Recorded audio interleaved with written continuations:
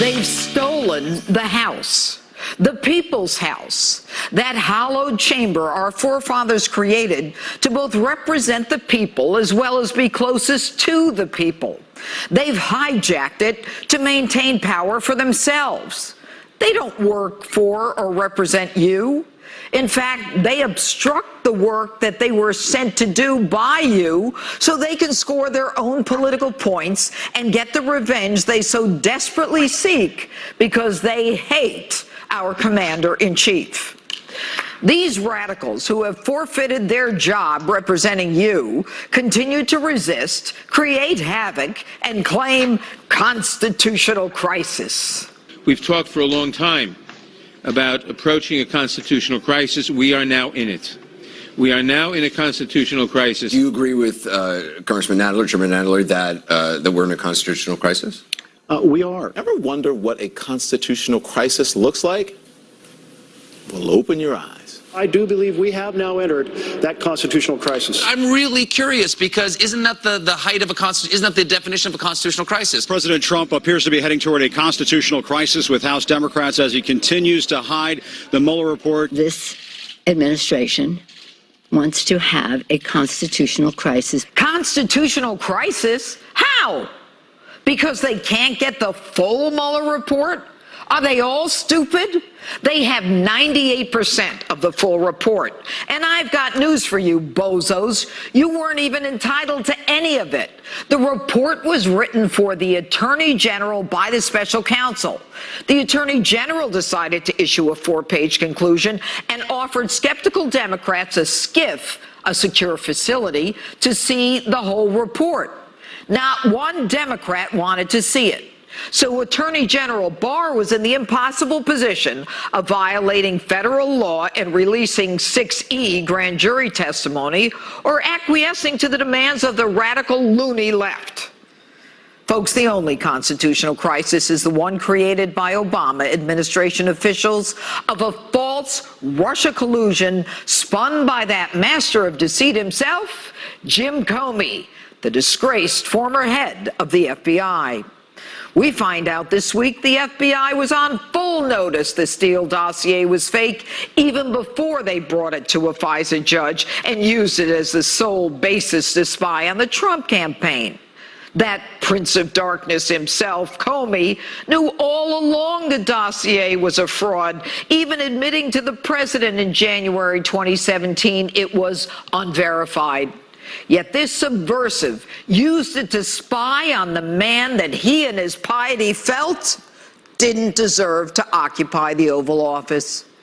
Comey has the Clinton clan chutzpah saying this week, "We don't spy, we investigate." Jim, who are you kidding? The dossier was BS and you knew it.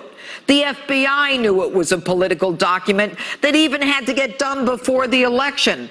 Certainly not an intelligence document. Yet you signed 3 warrant applications based on this fake dossier. You, the FBI, the DOJ, committed a fraud on the FISA court, a massive abuse of power, a clear violation of our laws. And yet you come out of the shadows Thursday night because you know the jig is up. Yes, I think spying did occur. I believe there is a basis for my concern. I think spying on a political campaign is a big deal. The application for the warrant you presented as verified was a political document to protect your girlfriend Hillary, who you, your insubordinate self, as the IG concluded, cut loose, saying she had no intent to violate the law. And you have the nerve to say when asked if President Trump obstructed justice, "It sure looks like it."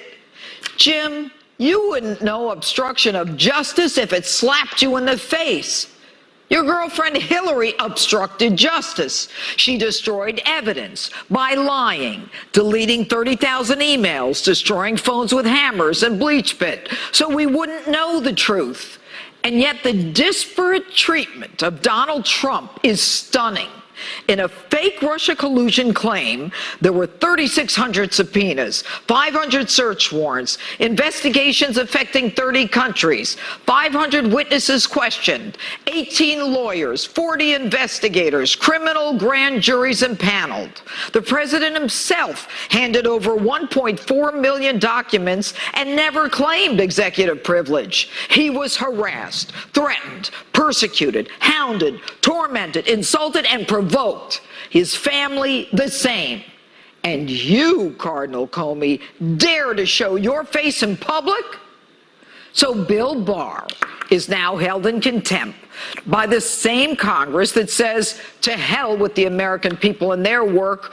We want to muddy up Barr, so when he starts indicting us, we can say it's all political. It's no wonder that almost 80% of Americans do not approve of the work that Congress is doing. I personally think that if these guys don't do the work we sent them there for, they shouldn't get a salary. They shouldn't get a pension, nor should they be allowed to go on junkets or get free health care.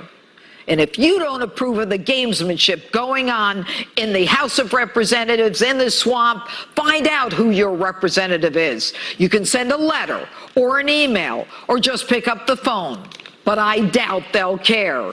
The only paper they respond to is this.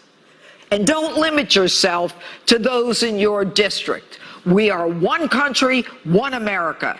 If you don't like what they're doing, find out who's running against them, whether it's in a primary or a general election, and get involved. Let your voice be heard. And most importantly, start gearing up for 2020. We need a House of Representatives that represents the people in this great nation, not the people who want to remake America and maintain their own power. God help us. And God help us if we elect these same people and they stay in control of our country. And that's my open. Tell me what you think on my Facebook and Twitter. #Judge Jeanine.